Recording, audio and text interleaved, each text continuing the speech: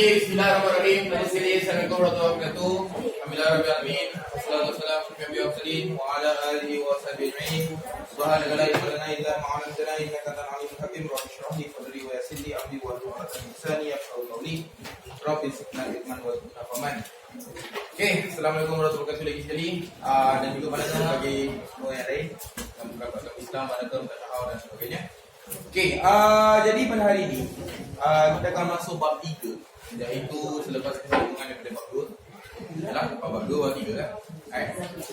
Jadi sedikit sebanyak saya tahu awak nampak ada kamera kat situ tengah rekod, muka aku kat depan. Muka kat sini. Bukan di situ, di sini. Sampai besar ni. Jangan kecil. Jangan besar. Sebab kamu saya malas lagi dah nak buat rekod lepas kelas sebab susah mengajar depan kamera sebab kamera tak gelap. So kita kena mengajar belakang, depan student, baru student gelap, baru kata okey, lawak je. Cumanya bila mengajar depan kamera, video ni akan saya akan try upload dekat YouTube dan sebagainya. Mingguan lah, senang kerja aku. Lepas tu tak boleh carut.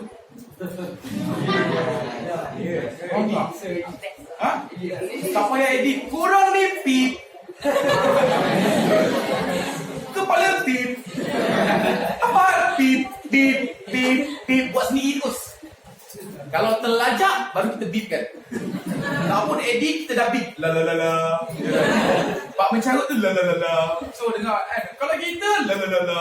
Buat. Kenapa kau? La la la la. Itu kelakar. Nanti viewer pun naik tingkat pun, insyaAllah. Saya akan cuba sebab kalau buat yang kalau rekod asing kena edit. So yang ni tak payah edit, hantar terus. Sonang baju. Okay. Berkenaan nota, sedikit sebanyak berkenaan dengan nota, apa yang penting adalah bukan kerjasama. Sebaliknya adalah nota-nota ni adalah berkonsepkan sebulan. Okay, saya tahu beberapa dah 2 bulan saya kata nak collect duit. Saya ada yang berhutang dengan saya. Jadi kalau boleh langsaikan. Kalau ada sebab-sebab seperti contoh macam cikgu saya terpaksa tanggung anak. Cikgu tolonglah cikgu. Kenapa? Saya ada banyak anak luar nikah. Tolonglah. Saya nak tanggung. Jadi tolong. Yang tu mungkin boleh dibincangkan lah di kemudian hari. Tapi kalau tak ada tanggungan, biarlah bersifat jujur, bayarlah. Okay, tapi kalau ada sebab-sebab kekangan, keluarga susah dan sebagainya, just inform and then we can come up with a solution. Baik. So, seterusnya adalah anda kata sesiapa yang tidak bawa pada minggu hadapan, makanya awak tengok kan nota tu banyak kan? Banyak perkataan kan? Ada gambar betul? Salin. Seorang tak bawa pada minggu depan, semua orang kertas akan dirampas dan akan diberikan test pen. Semua. Tengok muka ni jelas-jelas di sini dan di sana. Semua. Nampak kan dia jalan di sana jadi. Okey, semua. Semua orang kertas notanya akan dirampas dan anda boleh menyalip di depan. Jangan risau, saya kejam. Oleh itu, saya akan pastikan saya ajar dengan laju dan anda akan menyalip dengan lebih pantas. Mungkin dalam tempoh sejam kita boleh habis 3.2, 3.3, 3.4. Siapa tahu? Sehinggalah orang tersebut membayar kepada denda tersebut, barulah nota anda akan dikembalikan. So pastikan nanti tuliskan. Jelas? Tidak ada negotiate. Sebelum saya melangkah masuk ke dalam kelas, maksudnya itu tu, selangkah saya masuk, make sure semua orang ada nota. Saya dah masuk, oh tak ada ampun. Dia tak ada pengampunan diraja, agung pun tak ada kuasa dalam kelas saya. Good. Agung Zimbabwe lah, bukan Malaysia. Agung Malaysia ada. Agung Zimbabwe tak ada. Okay? Jadi, yang tu kena beep.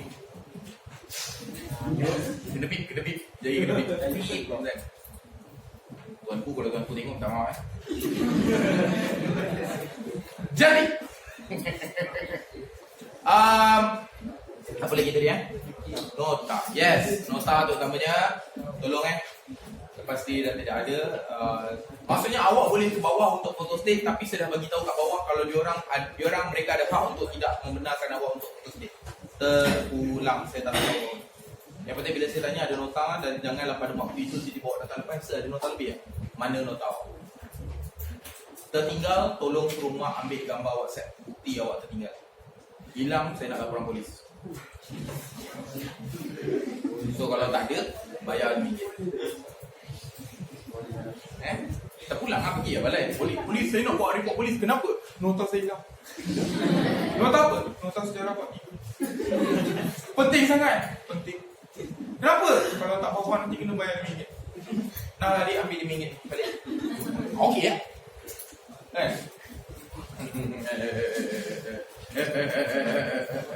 Jadi dengan lafaz Bismillahirrahmanirrahim, sebelum kita memulakan kelas kita, bagi yang beragama Islam adalah kita bersama-sama menandangkan tangan atau baca doa. Bagi yang bukan beragama Islam, berdoa dan bertafakkur dan mengikut ajaran masing-masing. A'udzubillahi minasy alim minasyaitonir rajim. Bismillahirrahmanirrahim. Allahumma ftah 'alaina hikmataka wa ansur 'alaina min fadhili rahmatika ya arhamar rahimin. Rabbi shrah lana sudurana wa yassir lana umurana wa nu'udatan min lisanina yafqahu qawlana. Rabbi zidna ilman warzuqna fahman. Rabbana atina fid dunya hasanah wa fil akhirati hasanah wa qina adzabannar wa qina adzabannar wa qina adzabannar. Wa sallallahu ala sayyidina Muhammad wa ala alihi wasallam walhamdulillahi amin ya rabbal alamin. Jadi hadirin hadirat dirahmati Allah sekalian, mari kita tengok hari ini bercakap tentang bab 3, iaitu negeri-negeri Melayu bersekutu. Jadi seperti biasa, sebelum kita memahamkan tajuk-tajuk yang lebih, huraian-huraian yang lebih lanjut, kita tengok, kita fahamkan tajuk terlebih dahulu. Apa yang dimaksudkan dengan bersekutu? Kita faham negeri tu, negeri ada lebih daripada satu. Bersekutu, apa yang kita fahamkan? Apa yang kita maksudkan dengan bersekutu ni? Bersekutu, bukan satu-satu, bersekutu, bekerja sama, ataupun bersekutu ini adalah gabungan, okey, gabungan ataupun apa tadi, kerjasama ya? Yes, kerja sama. Lagi bersekutu, lagi apa? Bersekongkol. Faham tak? Bekerja sama. Nampak? Maksudnya ia gabungan yang mana mereka seperti negeri-negeri Selat. Faham tak? Kita dah belajar bab 2 negeri-negeri Selat yang mana digabungkan supaya memudahkan pentadbiran. Lagi satu, menjimatkan kos. Kos apa? Perbelanjaan, politik, perbelanjaan ekonomi, infrastruktur dan sebagainya. Seterusnya kalau kita lihat dekat sini, okey, kenapa orang Barat ataupun British terutamanya menggabungkan negeri-negeri ini, menjadikan dia sebagai negeri-negeri Melayu bersekutu? Pertamanya adalah disebabkan oleh kekayaan hasil bumi di Perak, Selangor, Negeri Sembilan dan juga Pahang. 4 negeri ini digabungkan. 4 negeri ini telah digabungkan oleh British. Tujuannya sama dengan negeri-negeri Selat, iaitu menyeragamkan pentadbiran, menjimatkan kos pentadbiran. Jelas? Jadi tugasnya sama sahaja. Tetapi pada asal kenapa negeri-negeri ini digabungkan adalah disebabkan oleh kekayaan hasil bumi. Hasil bumi yang pertama adalah kekayaan biji timah. Yang pertama, biji timah dan emas merupakan hasil galian utama di Perak, Selangor, Negeri Sembilan dan juga Pahang. Bayangkan budak yang akan tengok kat YouTube nanti ada tengok kan. Biji timah dan emas adalah hasil galian utama di Perak, Selangor, Negeri Sembilan dan juga Pahang. Seterusnya adalah kekayaan menyematkan kos-kosan luar tertarik dengan seperti itu Aceh, Belanda dan juga British. Pada mereka awal, dia tak ada nota, kau ada nota berapa? Biji timah dan emas hasil galian utama di Perak, Selangor, Negeri Sembilan, Pahang. Keadaan ini menyebabkan kuasa-kuasa luar tertarik dengan sumber ini seperti Aceh, Belanda dan British. Pada peringkat awal, kegiatan melompong biji timah, iaitu pada abad ke-15, bermula diusahakan oleh orang Melayu untuk kegunaan tempatan dan diperdagangkan. Kegunaan tempatan membawa maksud guna sendiri. Faham? Kegunaan tempatan ini maksudnya guna secara sendiri. Guna sendiri itu maksudnya mana? Biji timah boleh dijadikan sebagai apa? Tim. Kita yang guna untuk sendiri. Tapi tempat itu tinggal? Belum. Ada benda-benda lain yang kita boleh gunakan. Kita boleh gunakan biji timah untuk jadikan apa? Peralatan dapur. Kita guna. Jual atau tidak? Jual. Pada skala kecil atau skala besar? Kecil dahulu. Itu kegunaan tempatan. Tempatan komersial. Secara komersial. Seterusnya adalah untuk diperdagangkan, menghasilkan barang tersebut dan dijual. Okey? Seterusnya kita tengok dikuasai ataupun di bawah pengawasan pembesar Melayu sebagai pemilik lombong yang membekalkan semua keperluan berbelanjaan. Kalau kita lihat kat sini, dikuasai dan di bawah penguasaan. Kelas ini di bawah ataupun dikuasai oleh saya. Saya tak membekalkan keperluan perbelanjaan. Oh tidak.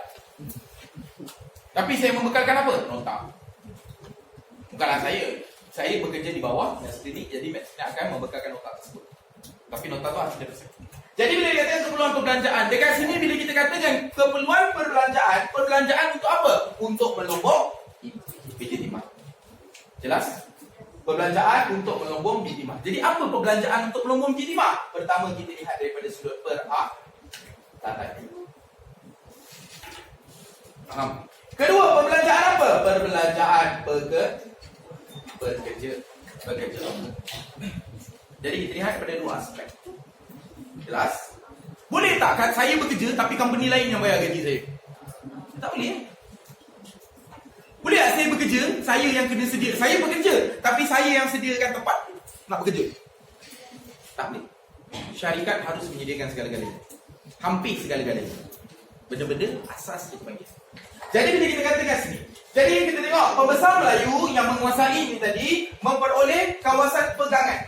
Okey? Yang ini kawasan pegangan. Tolong perhatikan betul kawasan pegangan. Kawasan pegangan tu adalah apa? Okey, kita tahu. Di bawah raja ada 4 pembesar utama. Iaitu apa? Yang pertama, bendahara. Kedua, penghulu bendahari. Ketiga, temanggung. Keempat, laksamana. Pembesar-pembesar utama ini diberikan tanah pegangan, kawasan pegangan. Maksudnya apa? Dia pegang. Dia pegang, dia jaga, dia kawal. Contoh, kita ada sultan, betul tak? Di bawah sultan ada siapa? Menteri besar. Di bawah menteri besar ni ada menteri-menteri ataupun YB yang menjaga kawasan tertentu. Faham? Dia yang uruskan kawasan tersebut. Dia kena pastikan kawasan tersebut ditadbir. Jelas? Jelas kat situ? Kawasan pegangan, kawasan yang dipegang. Macam contoh kalau kita tengok cerita KL Gangster. Sebagai contoh, KL Gangster. Diorang berebut kawasan tu lah, dia pegang. Syah pegang kawasan. Bila Syah pegang kawasan tu, dia yang kena menyediakan apa? Keselamatan. Dia kena backup, duit perlindungan tu diorang bayar duit perlindungan. Kalau macam ni kawasan pegangan, kawasan tersebut, penduduk kawasan tersebut akan membayar apa? Cukai. Bukan duit perlindungan, bayar dalam bentuk cukai. Kenapa? Kerana pembesar ini yang menyediakan keselamatan, memberikan keselamatan hasil daripada sultan dengan kebenaran. Seterusnya dia katakan situ juga melalui surat tauliah. Ini kawasan pegangan itu pembesar dapat melalui surat tauliah. Apa itu surat tauliah? Okey, ini dia kita ingin menauliahkan. Apa? Menauliahkan darjah kebesaran, menganugerahkan darjah kebesaran. Dia tu bertauliah orang ni. Apa itu maksud bertauliah? Cikgu tu dia seorang yang bertauliah. Takkan adil. Cikgu itu seorang yang adil. Ada? Aku? Adil? Tak.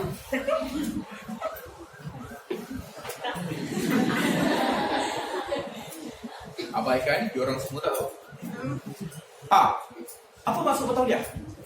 Come on, people, come on. Berpendidikan. Kurang lagi. Cikgu itu bertauliah dalam bidang sejarah. Mempunyai tauliah dalam bidang sejarah. Kepakaran ataupun kebenaran. Senang kata kat sini surat tauliah ini bila kita cakapkan surat kebenaran. Kebenaran untuk apa? Kenapa sultan bagi surat tauliah? Surat kebenaran itu untuk apa? Untuk pembesar tadi memegang kawasan tersebut. Faham? Sebagai apa? Recognition. Apa? Mak Sandi panggil datang buat penting kan? What? Approval. Lebih macam kot. Macam approval lah senang kata. Kebenaran lah, kebenaran. Payahlah sebut. Hari ni bodoh betul aku. Tak tahu dia. Dah cakap berbit kan. Okay, memberi surat kebenaran supaya kalau ada orang bersoalan, kenapa kau minta cukai kat sini? Ni ada surat dari sultan. Okey. Boleh. Kalau tak ada, contoh kat rumah adik, bang kau tak boleh buat macam tu, pahal pula. Mak kata tak boleh, mana bukti? Ni mak WhatsApp. Betul atau tidak? Biasa kalau adik-beradik dia akan bergaduh macam tu. Mana bukti? Mana bukti? Apa mak cakap? Mana? Mak telefon tadi, kau tipu. Berlaku pergaduhan, berlakulah perebutan kawasan. Kawasan apa? Kawasan tempat tidur. Islam, balik kampung tu utamanya, kalau kampung satu keluarga kumpul, makcik-makcik apa semua kan kumpul, kena ada kawasan, kena take kan. Keluarga A, keluarga B, masuk lebih saman, terlebih kaki potong. Kenapa? Tuan tak cakap. Tu kalau terlebih kaki, terlebih perut macam mana kak? Dia ukur baik sah. Kejap cerita pada ni. So kepentingan surat tauliah itu adalah amat penting. Termasuk surat tauliah ini akan diberikan oleh sultan kepada kuasa-kuasa barat yang ingin berdagang. Nak berniaga kena ada surat. Contoh, tengok kita di tempat ini nak buka sebagai satu institusi pendidikan yang berkonsepkan swasta, kena dapat surat kebenaran. Daripada siapa? MBSA. Orang boleh tak persoalkan, awak tak boleh buat macam ni. Kami ada lesen. Itu surat tauliah. Sekarang kita bagi surat. Sekarang kita bagi lesen. Niaga bazar kena mohon tak? Sekarang ini kuasa tersebut diberikan kepada siapa? MBSA kalau bagian Shah Alam. Nampak? Tapi MBSA adakah diuruskan parking saja? Tidak. Banyak lagi daripada sudut aspek kebersihan, daripada sudut aspek asar dan sebagainya. Itu semua tauliah itu. Kebenaran. Yang kedua, seterusnya, sumber pendapatan utama mereka. Mereka ni siapa? Pembesar atau sultan? Pembesar, bagus. Sumber pendapatan utama mereka adalah perdagangan biji timah. Perdagangan maksudnya apa? Jual. It's all about the timah. Boleh buat lagu. Ya, setengah cikgu dia suka nyanyi kan. Ya, sumber pendapatan. Buat lagu yang hit sekarang. Apa sumpah macam mana? Kita dah tahu sumpah. Saya tak tahu lagu, saya tahu sumpah je. Kang tiba-tiba dia masuk adik Batam kan. Sumber pendapatan utama.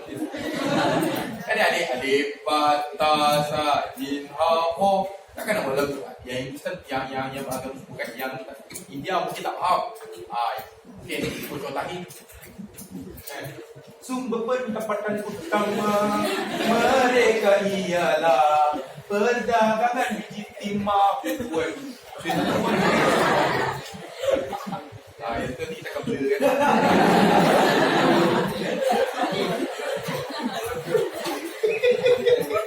Yang empat kita akan blur kan. Muka badan semua blur. Malu anak tengok ni.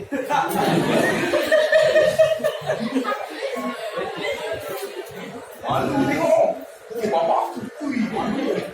Lock terus tu. Unsubscribe. Pin awak sama macam tu Tak, kak, nama lain. Seterusnya, apabila mereka mendapat pendapatan, pembesar menerima pendapatan hasil daripada perdagangan tersebut, sultan akan terima sebahagian daripada hasil daripada perdagangan biji timah. Yakni mungkin daripada pandangan saya, kita boleh senang untuk mudah faham commission. Faham tak commission? Sebab apa? Sebab apa sultan telah memberikan surat tauliah. Jadi takkan bagi macam tu je.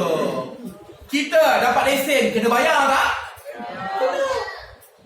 Mana boleh? Encik, saya nak mohon lesen. Mohon lesen? Nak ambil.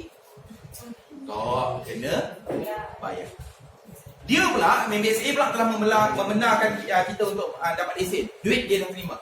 Dia kena bayar tak boleh? Kena. Itu dipanggilkan sebagai pendapatan negeri. Bila negeri tersebut dapat pendapatan, duit tersebut akan diberikan kepada Sultan Selangor. Sekarang, sedikit. Kenapa? Sebab Sultan Selangor adalah pemerintah untuk negeri Selangor. Sebab apa? Dia telah memberikan mandat, memberikan kebenaran, memberikan tauliah kepada Menteri Besar untuk menguruskan Islam. Faham? Faham tak? Jelas Bagus. Mari kita tengok seterusnya. Kalau kita lihat yang seterusnya adalah lokasi. Pada abad ke-17 dan abad ke-16 dan 17, lokasi pelompongan tertumpu di Perak. Pemadam! Oh, dia sampai. Best kalau gigit macam tu dia sampai. Pemadam!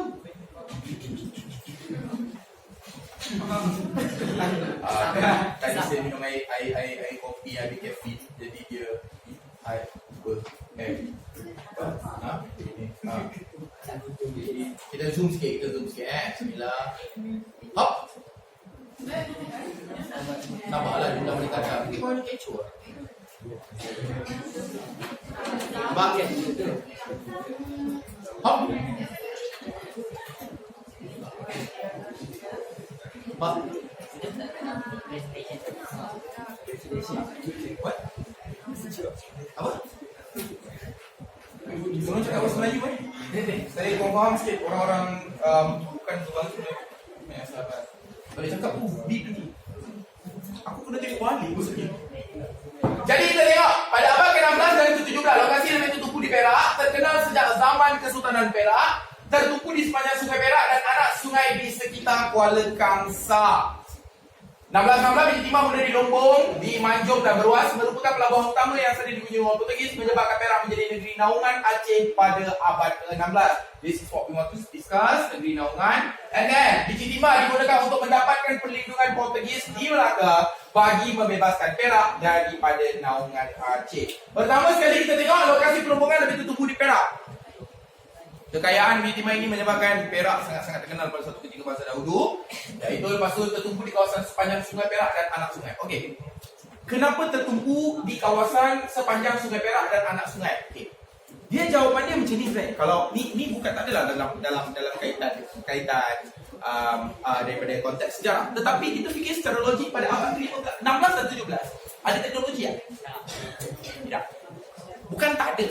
Tetapi teknologi tersebut jadi apa berlaku kat sini? Sebab itu dia tertumpu di sepanjang Sungai Perak dan anak sungai. Sebab apa? Teknik-teknik melombong yang digunakan adalah teknik mendulang dan juga teknik melampat.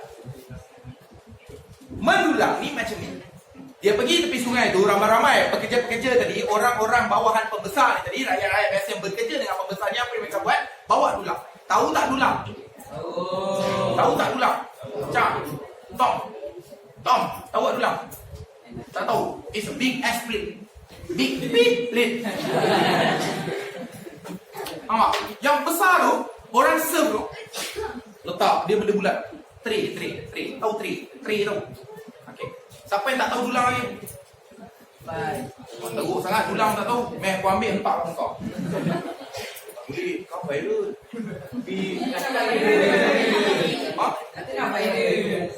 Nak viral kena buat, tak boleh cakap.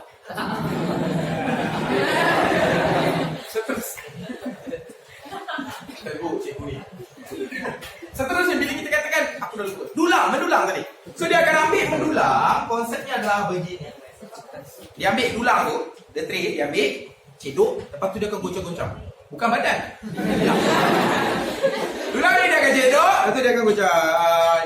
Jadi, timah ni berat. Tak adalah berat sangat sampai 5-6 kilo. Sedikit. Macam korang pergi, siapa tahu sungai? Siapa tak tahu sungai kau apa? Tak tahu tengok sebelah. Sana, kelang. Sungai, kelang. Yang kalau kau celup tangan, insyaAllah angkat, tulang. Ya, kelang dan tulang. Bila? Tak sampai danuk tu. So dia cedok, dia ambil dulang. So kalau kita cedok pasir, lepas tu pasir ada ringan, ada yang berat, ada yang halus. Kau goncang-goncang dalam air tersebut, yang kecil-kecil ini tadi akan keluar. Yang tinggal yang besar-besar. Faham tak? Siapa yang pernah buat kuih, kalau tolong mak dia ambil tepung, lepas tu dia goncang. Mana yang ketul-ketul yang besar tu, kita tinggal. Macam tu akan buat.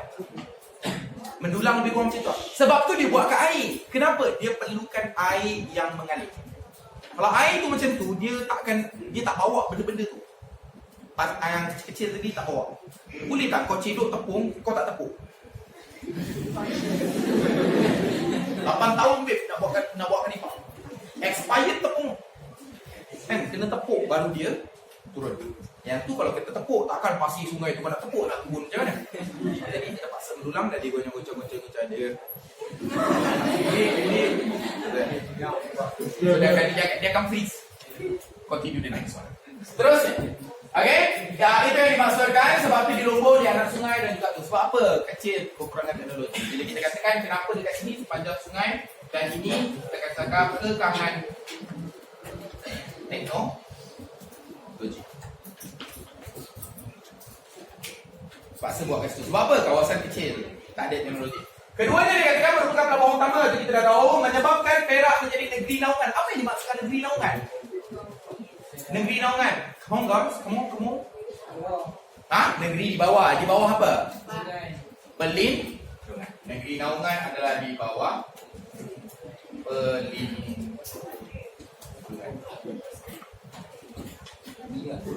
Perlindungan siapa? Aceh.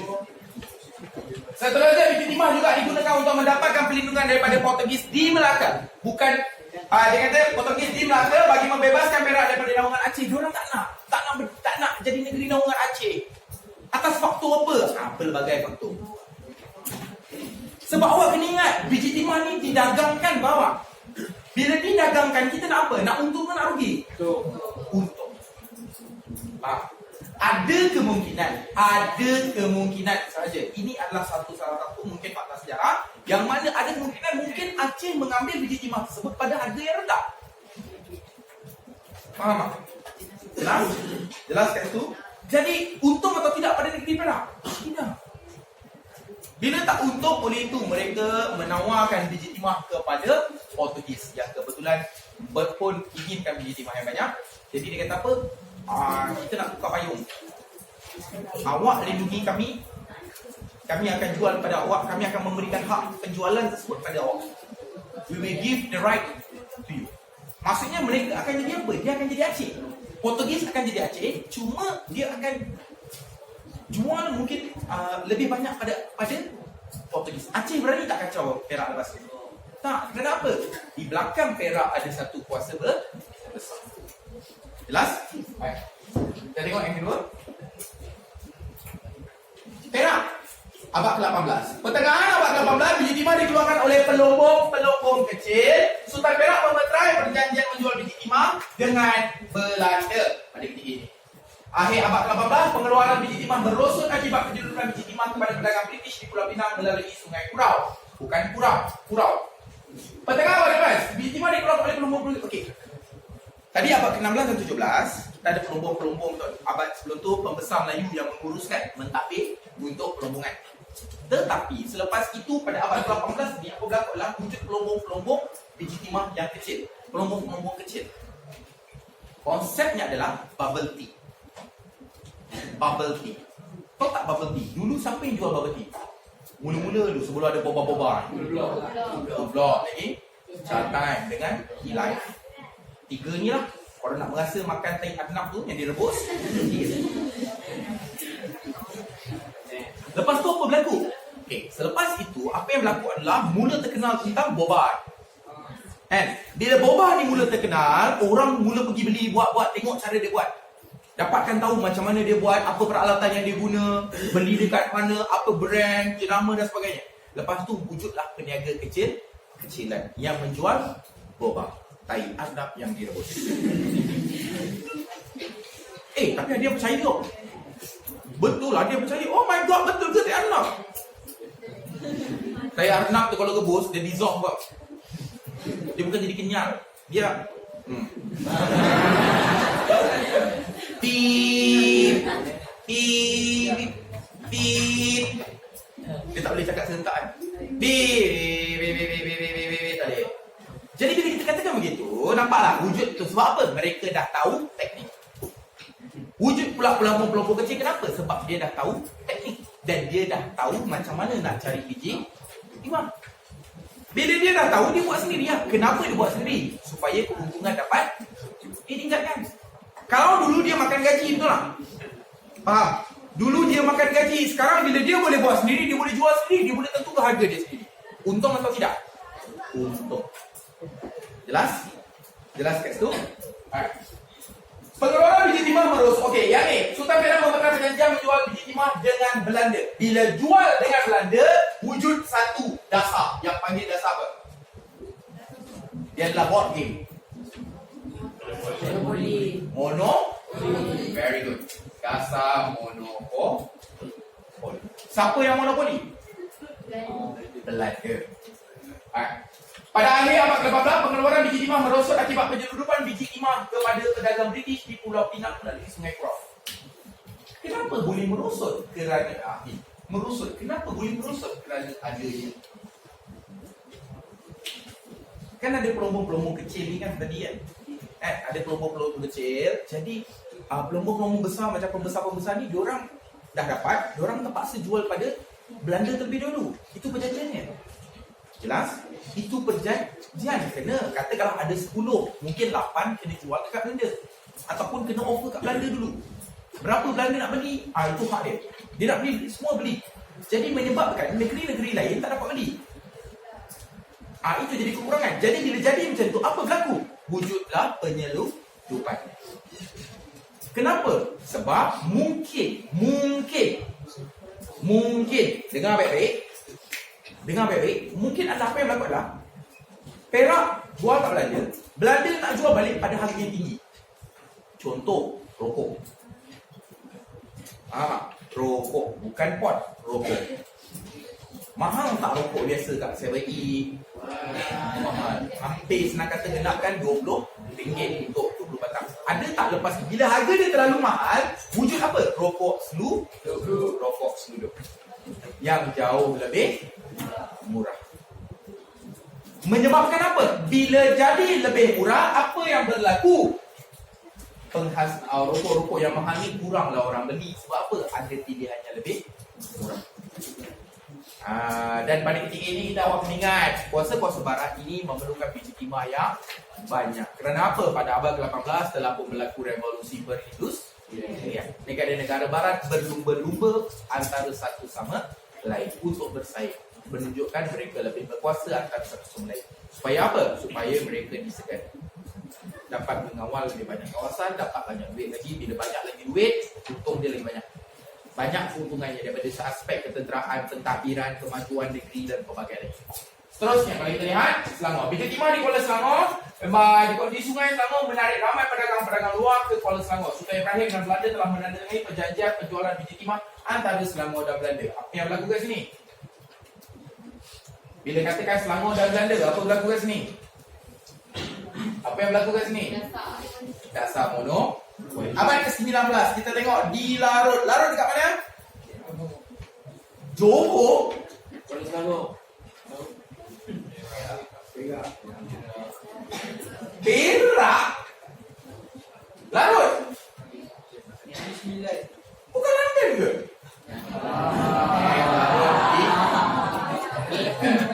Larut kat mana?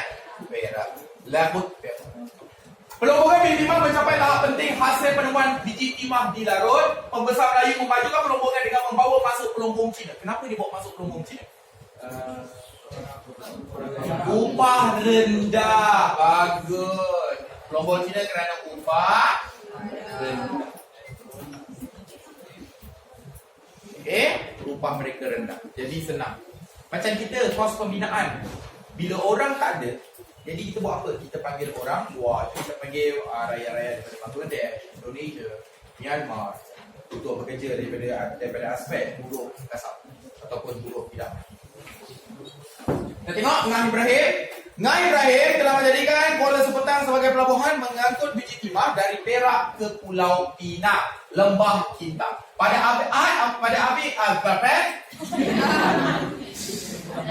akhir abad ke-19 muncul sebagai pengeluar biji timah utama dunia. As you guys can see, pengeluar biji timah utama dunia, guys. Guys, it's about, we are talking about the world. We supply the biji timah to the whole world. Oh my god. Betul. Seterus. Kenapa? Sebab adanya perkataan lembah, bukan lembab. Lembah. Apa maksud lembah? Diam masing-masing. Apa maksud lembah?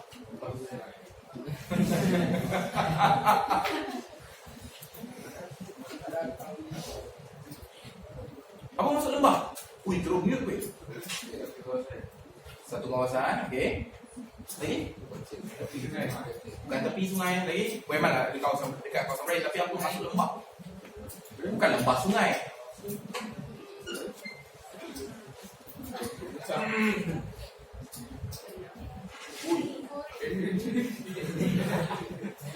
Terus nak muntah weh.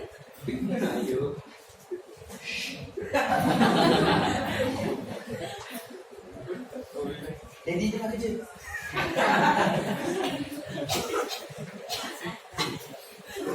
Weh, kau pun sama?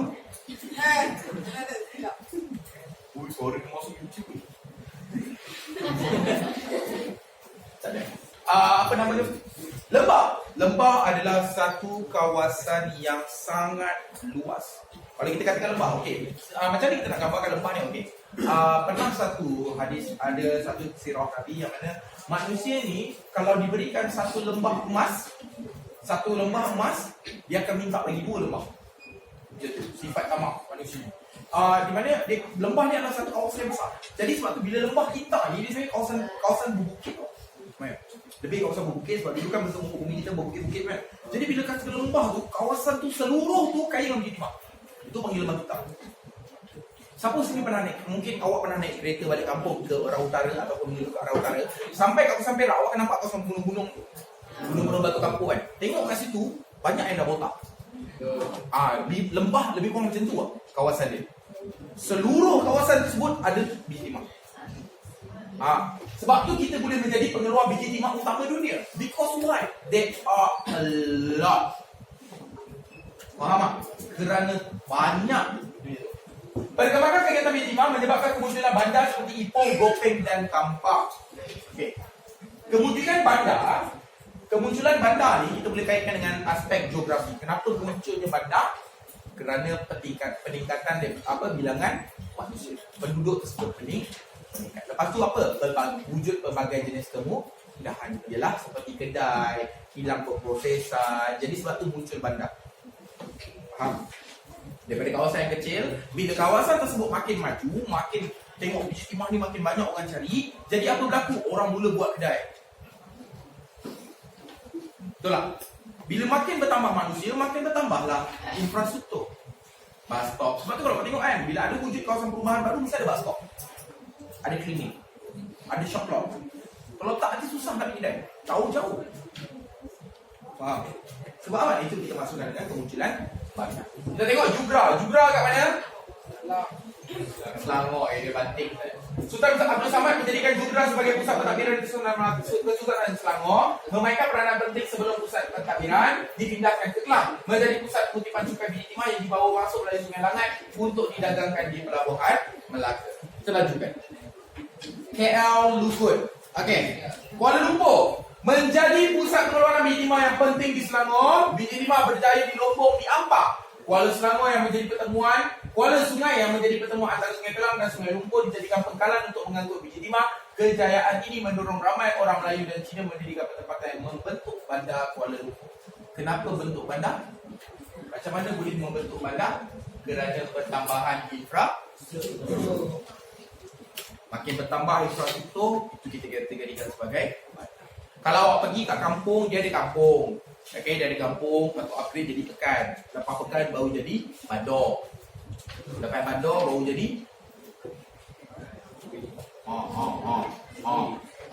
negeri tu kot. Sekarang ada tak macam tu? Tak, kita biasanya jadi bandar. Tapi ada klasifikasikan bandar yang maju atau bandar yang tidak maju. Bandar yang sibuk, bandar yang bukan sibuk. Ada yang akan di-upgrade jadi metropolitan, bandar raya. Tukar pada nama, bila tukar pada nama tersebut, ia menggambarkan kawasan tersebut, wow, makin maju. Kalau dulu, kalau kita ikut daripada aspek sejarah, dia ada kampung, lepas kampung jadi bandar, bandar akan jadi negeri, atau bandar akan jadi kerajaan. Itu dulu. Tapi sekarang tak boleh jadi macam tu. Tak boleh pula kampung, tiba ada ketua pula secara tiba-tiba, wujud ketua baru, tak boleh. Jadi dia akan upgrade daripada aspek nama. Tengok, Kuala Lumpur dipanggil sebagai Bandar Raya Kuala Lumpur. Dia tak panggil Bandar Kuala Lumpur, Bandar Raya. Dah lah bandar, lepas tu dia raya. Maksudnya apa? Banyak infrastruktur di situ. Faham tak? Jelas? Kita tengok Lukut. Lukut kat mana? Selangor. Merupakan wilayah Kesultanan Selangor. Tapi sekarang Lukut dah jadi Noi 9. Noi. Bukan Nogoi. Bukan negeri. Nogoi 9. Nogoi 9. Merupakan wilayah Kesultanan Selangor, mula diusahakan oleh Raja Busu yang membawa masuk Kelompok Cina. Selepas Raja Busu mangkat, Raja Jumaan Okey, menjadikan Lukut sebagai pusat perdagangan minyak timah yang terkenal, diserahkan kepada daerah ujung di Senam melalui rundingan Sultan Selangor dengan pemerintah Sungai Ujong. Yang itu kita akan tengok yang lain. Seterusnya kita tengok hasil emas, tuan-tuan dan puan.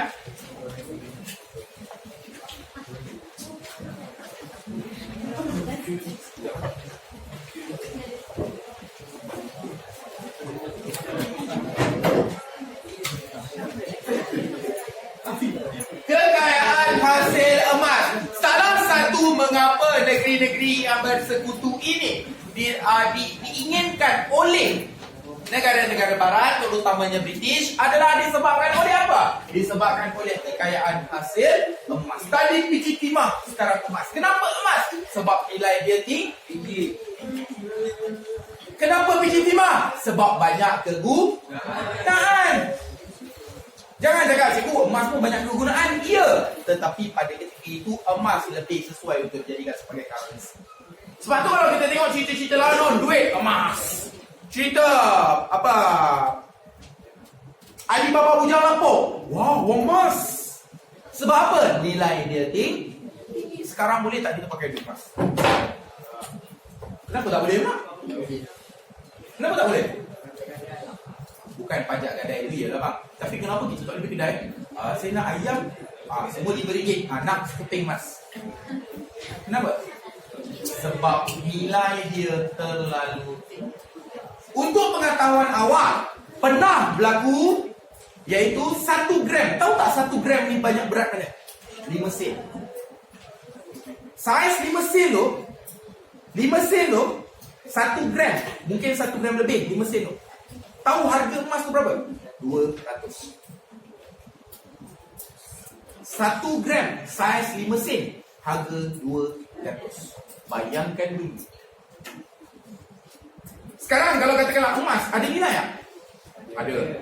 Pergi negeri lain ada nilai tak? Walaupun dia guna currency yang berbeza, tapi it is a gold. Boleh bawa pergi negeri lain. Sebab tu orang suruh kumpul emas, bukan kumpul duit kertas. Kalaulah berlaku apa-apa, ada duit kertas ni ada nilai tak bawa pergi negeri lain? Sebab apa? Dia hanya sekeping kertas, tak ada nilai. Tapi kalau emas, ada nilai ya emas. Bawa lah pergi negeri lain, dia kata, oh gold. Ulala.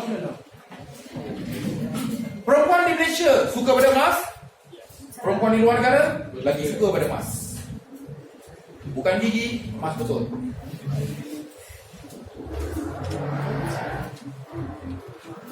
Motor dah bila? Motor dia lagi, dah sampai Pahang. Kita tumpu di kawasan jalur emas yang sebagian besarnya negeri Pahang. Okey, jalur emas Pahang meliputi kawasan Raub mengikut rekod Cina. Dengar. Mengikut rekod Cina ini maksudnya apa? Okey, kita ada perdagangan-perdagangan dengan negeri-negeri luar dahulu. Jadi ahli-ahli sejarawan melakukan kajian daripada aspek apa? Surat-surat. Tanya dekat negeri-negeri lain. Kalau orang kata, apa bukti kau berdagang ni? Ada surat. Surat waktu apa? Waktu zaman ini.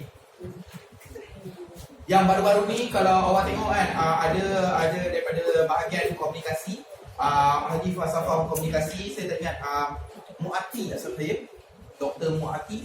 Dia kata apa? Dia orang bukan Dr. Muati. Dia orang jumpa, dimaklumkan bahawa Hang Tuah itu orang kata antara wujud dan tak wujud. Bagaimana dia orang yakinkan bahawa Hang Tuah itu wujud sekarang? Hasil penemuan surat dengan kerajaan Wuryu dulu, tapi sekarang kawasan tersebut dipanggil Okinawa, Jepun. Dalam surat tersebut ada menyebut nama Hang Tuah. Faham tak? Daripada situ kita tahu. So itu yang dimaksudkan mengikut rekod Cina. Rekod apa? Bukan rekod kad. Surat lah. Mengikut surat-surat tersebut, hasil dokumentasi. Sebab dulu apa benda dia ada buku. Buku log. Faham? Macam nak tahu sejarah Kedah macam mana, kita tengok buku log kapten kapal. Diorang ada buku. Buku-buku ini kita panggil sebagai sumber primer. Sumber pertama yang tidak diolah, diary. Dia ambil buku tu, dia tengok apa sultan tu tulis. Apa sultan tu tulis, apa nahoda tu tulis. Oh, pada hari ini kami telah melalui kawasan ini. Kawasan ini kami nampak dugong. Ingatkan duyung. Kali tengok perut dia, uish. Contoh. Faham tak? Orang Melayu mengatakan, ini yang silap. Dalam buku-buku tak banyak tidak menyatakan bahawa orang ingatkan orang Melayu ni macam mundur. Sebab apa? Dalam buku teks dikatakan begitu. Betul tak? Dalam buku teks mengatakan, orang Barat mengatakan orang Melayu ni mundur. Tetapi tidak. Kenapa tidak? Kerana hasil penemuan buku-buku log daripada kapten ataupun laksamana terdahulu. Bukan laksamana Melayu sahaja, luar negara juga. Yang mengatakan apa? Orang Melayu ini penentangannya itu ekstrim. Mereka sangat cinta akan tanah air mereka. Bukti kat mana? Tengok Kedah menentang. Kita hampir terlupa bahawasanya Kedah ni dia berlawan, dia menentang dua kuasa besar serentak. Dia menentang British, dia menentang Siam. British kat depan, British kat laut, Siam dekat darat. Yang kita belajar dalam bab 2 negeri-negeri Silat, iaitu Pulau Pinang, Kedah, Siam kan. Yang kita tengok macam, kesiannya terdesak ni. Macam mana tak terdesak? Bertarungan dua kuasa besar serentak. Nak pergi ke perairan, British. Nak pergi ke susah kan? Dan Siam dengan British pula, geng. Payah. Kalau awak boleh pergi ke Kedah, tengok dekat Kota Kedah, tak silap saya. Kota Kedah ada satu resto. Saya tengok nanti saya refer balik resto. Apa yang best, dia ada pintu gerbang dia. Tapi orang banyak kurang. Orang tak nak tengok. Ramai sekarang, ramai generasi muda zaman sekarang tak nak tengok tinggalan sejarah orang Melayu. Tapi nak tengok tinggalan sejarah orang Barat, penjajah. Why? Pergi Formosa. That is orang Barat. Yang ada apa? Dinding je. Saya pernah pergi Pahang dekat Museum Tembeling. Museum Tembeling dekat Pahang. Apa nama tu? Biji timah. Pelombongan biji timah paling besar. Ulu Intang utama. Dia pelombongan biji timah paling besar. Pergi. Tapi bila tanya kenapa tak pergi? Oh cikgu, museum bosan. Ya. Pertama, tak ada lagu.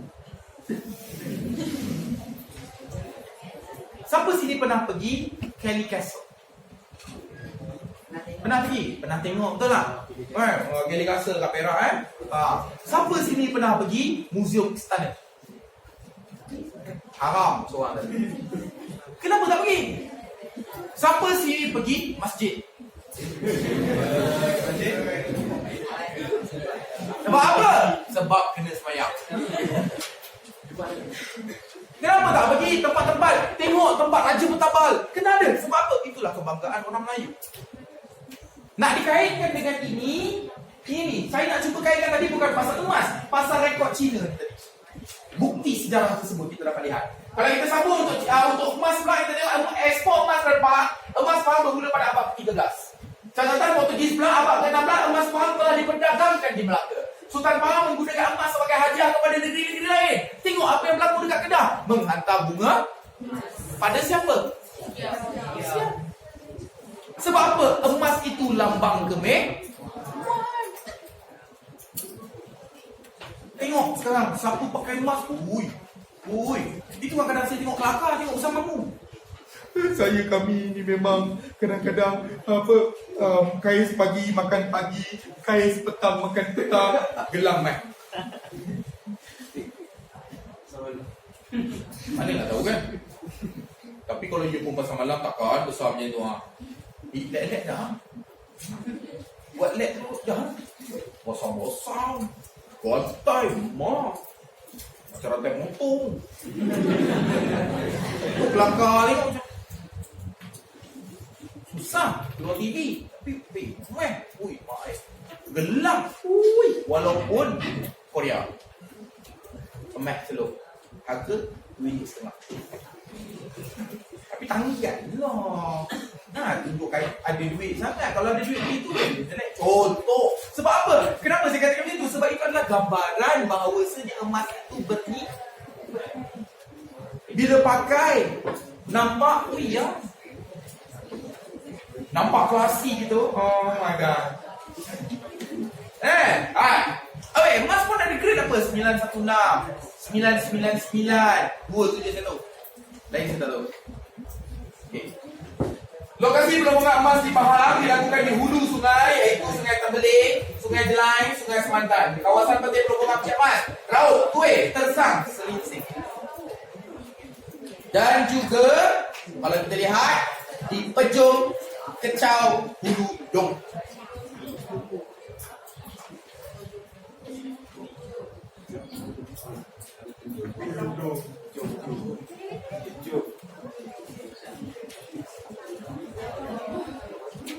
Baik. Tengok ni.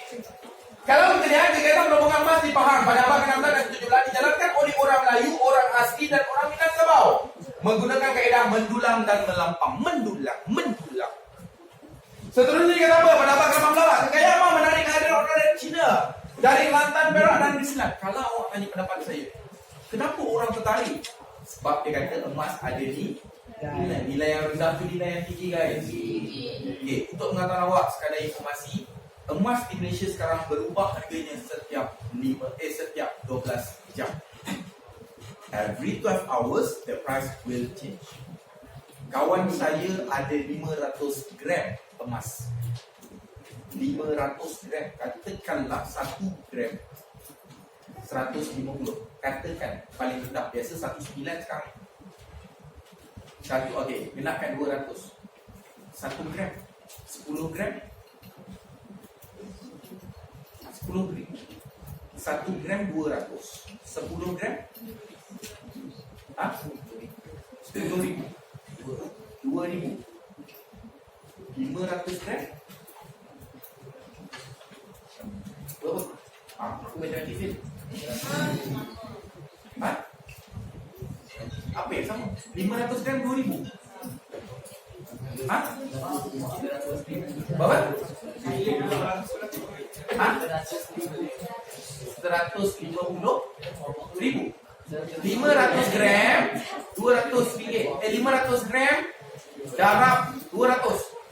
150. 100,000. Okey, awak bayang dia jual, maksudnya 100,000. Kalau 100 gram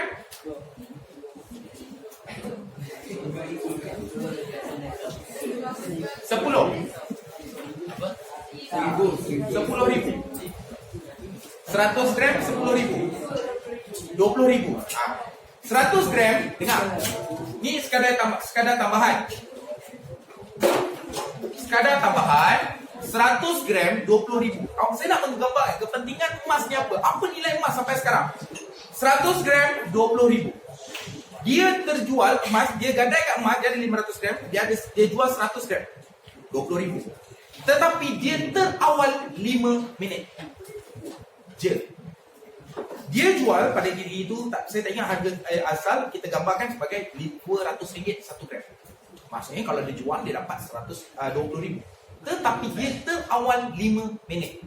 Maksudnya selepas 5 minit dia terima duit tersebut 20,000. Harga tersebut berubah.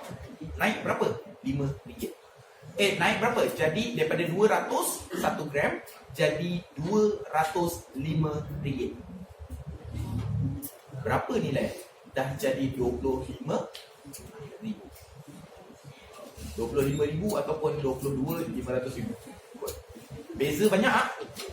Itu kita bercakap dalam 10,000. Bayangkan sekilo yang bernilai lebih kurang juta-juta. Beza ratus ribu pula, puluh ribu pula. Nampak? Sebab itu orang pada satu masa lalu menggunakan duit emas, wang emas, dinar dan sebagainya. Orang Arab pun menggunakan dinar, kemudian ubah menjadi duit kertas. Kenapa? Senang nak kira duit. Jadi bila kita namakan nilai dia RM20, RM20 dah kat situ. Dia tak boleh pula 1 dinar. Okey, hari ni 1 dinar bersamaan contoh 1 dinar bersamaan 5. Besok 1 dinar 6. Sudah bulat. Nak pulang baki macam mana? Pening. Faham tak? Susah currency bertukar-tukar. Nilai benda tu berubah, jadi diwujudkan wang kertas yang ada nilai terus. Faham? Dia ada nilai RM20, masukkan RM20 ke? Boleh tak nilai RM20 tu tiba-tiba esok duit tulis RM20 tapi nilai dia 30? Boleh? Tak. Jelas? Nampak tak kepentingan emas ni? Kekayaan emas itu yang menyebabkan menarik. Menggunakan kaedah melampan, tapi pada abad ke-19 Sultan Ahmad telah memberikan konsesi. Sultan Ahmad telah memberikan konsesi. Apa itu konsesi? Konsesi ini samalah dengan tauliah. Untuk memajukan kegiatan pelombongan dipaham, pelombong Eropah menggunakan kaedah lombong dedak dan juga lombong bawah tanah. Itu dia. Jadi itu sahaja untuk bab 3.1.